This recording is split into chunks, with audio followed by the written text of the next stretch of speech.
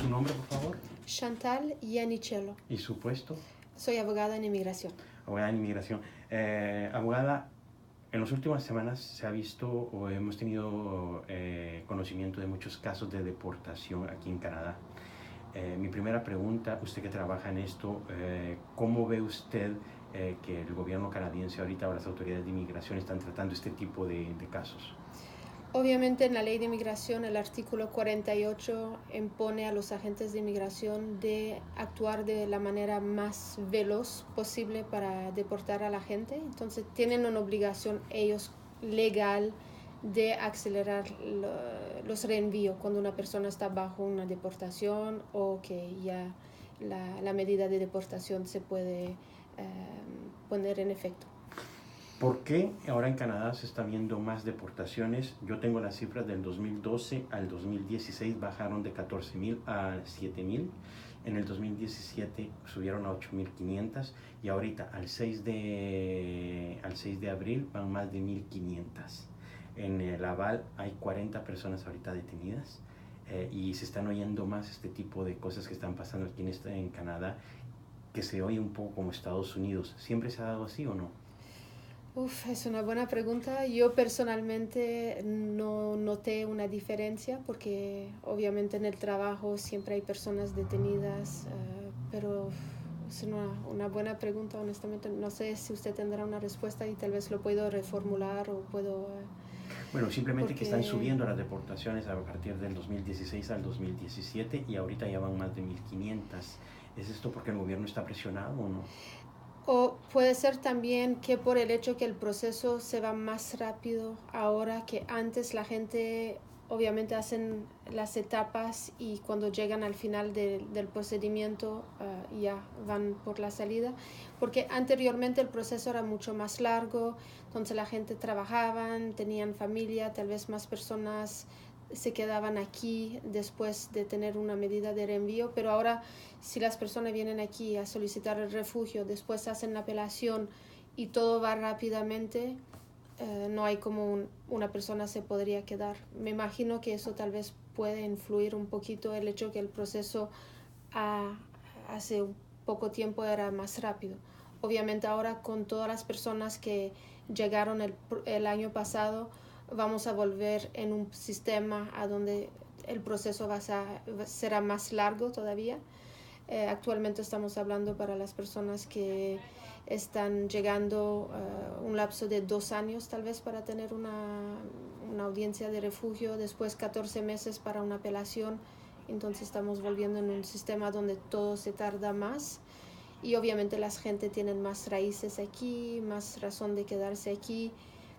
Me imagino que hay un porcentaje de gente que se tratarán de quedar aquí por eso, pero cuando todo es acelerado, los agentes de inmigración tienen las direcciones, tienen a dónde buscar la gente, es más fácil. ¿Y si existen tipo de redadas donde los agentes de inmigración llegan a las casas, llegan a los lugares de trabajo a atracar a la gente? Sí, se escuchan situación así, donde los agentes de inmigración van a ir a buscar las personas. Obviamente también cuando tienen direcciones, tienen el lugar a donde la persona trabaja, porque hay un momento donde la persona se presenta a inmigración y los agentes de inmigración hacen preguntas a la persona. ¿A dónde usted trabaja? ¿Usted tiene un novio? ¿Cuál es el nombre de su novio, por ejemplo? Entonces, ellos no hacen estas preguntas para ayudar a la persona, hacen estas preguntas para tener lugares a donde buscar la persona si la persona no se presente para su reenvío. Y obviamente si la persona no se presente, poco tiempo después van a estar buscando a la persona. Abogada, ¿y esto lo hacen de manera arbitraria y con violencia o según lo que usted ha visto con sus clientes? Porque nosotros tenemos queja, por ejemplo, en el caso de Lucy, en el que están diciendo de que la violentaron. Tengo otros casos donde no. Exactamente. Bien, yo también escuché casos a donde los agentes de inmigración fueron agresivos, utilizaron fuerza, utilizaron muchos agentes de inmigración para arrestar una sola persona que no tiene antecedentes criminales. Fueron a arrestar las personas, por ejemplo, en el lugar de la escuela del hijo enfrente a todo el mundo. Hay situaciones así a donde se escucha de abusos de parte de los agentes de inmigración y hay otras veces que todo pasa bien, sin violencia, sin exageración, sin utilizar métodos que son un poco exagerados, yo pienso, para arrestar a una persona. ¿Y esto va contra la ley, contra los derechos humanos? Obviamente los agentes de inmigración tienen un código de deontología, tienen que utilizar la fuerza razonable. Si la persona, como en el caso de Lucy, por ejemplo, estamos hablando de una señora donde no tiene antecedentes de criminalidad, no tiene antecedentes de violencia, no hay por qué utilizar una fuerza en este momento. Entonces, los agentes tienen que comportarse bien con una persona. Entonces, sí podemos, si la persona está bajo un mandato de arresto, se puede proceder al arresto de la persona, pero no hay por qué utilizar una fuerza excesiva. ¿Un reenvío, deportación y expulsión es lo mismo? Hay varios tipos de reenvío. Una persona, por ejemplo, que vino aquí como refugiado y que no ganó su caso, si la persona se va en los 30 días de la decisión o 30 días de la apelación, simplemente va a tener un reenvío que no va a bloquear un regreso a Canadá. Es simplemente la persona se va y puede retornar aquí en Canadá en cualquier momento. Hay una exclusión, que es otro tipo de reenvío, a donde la persona, si por ejemplo se quedó más del tiempo que se tenía que quedar en Canadá o trabajó de manera ilegal en Canadá, por ejemplo, va a tener una exclusión de 1 año de Canadá. Entonces, en el periodo de 1 año no podrá volver a Canadá sin tener un permiso especial de las autoridades canadienses.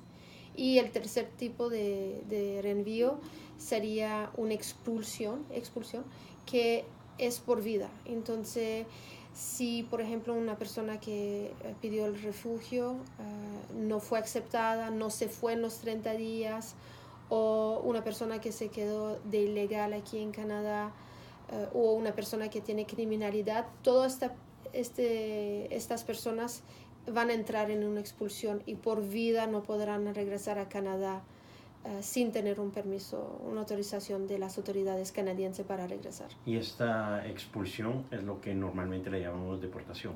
Exactamente. Y que los latinos dicen necesitamos un perdón para regresar. Lo que no es realmente un perdón, es una autorización para regresar. Que no es fácil conseguirla. Depende del caso. Si estamos hablando de una persona con criminalidad, puede ser más difícil. Yo últimamente vi una persona que simplemente se había quedado después de los 30 días, una persona latina, y solicitó un permiso para regresar, se lo negaron, entonces me vino a ver después de tener la negación. Pero la persona tiene que explicar realmente por qué no respetó la ley. Entonces, aún de no saber que yo me tenía que ir en los 30 días, normalmente no es un motivo suficiente para explicar eso. Pero es importante de saber que la agente de inmigración que va a estudiar el caso de la autorización, él tiene un poder discrecionario de aceptarlo o no. Él no tiene que dar una motivación del por qué está aceptando de dar la autorización a la persona de regresar o no. Muchas gracias. De nada.